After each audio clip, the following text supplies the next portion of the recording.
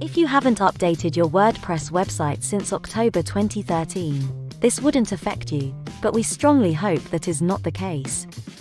There's a new object injection vulnerability which affects WordPress versions 3.7 to 5.7.1. Be sure to get updated to 5.7.2 as soon as possible.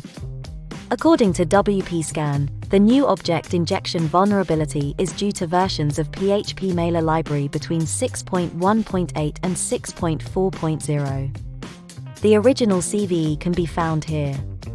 As per the Open Web Application Security Project, PHP object injection is an application-level vulnerability that could allow an attacker to perform different kinds of malicious attacks, such as code injection, SQL injection, path traversal and application denial of service, depending on the context.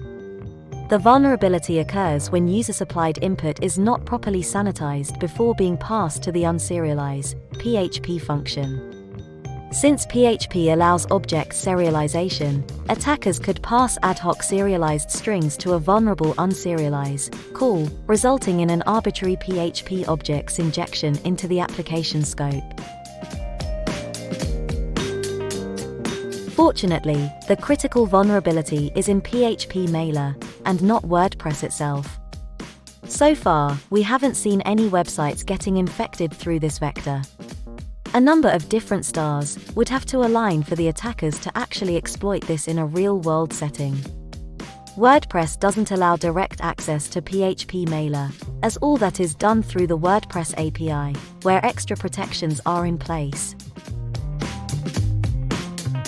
There would need to be at least an additional vulnerability in another software component in place on the website, or an active compromise already taking place, for this to be an actual attack vector, so readers of the blog don't need to lose any sleep over this.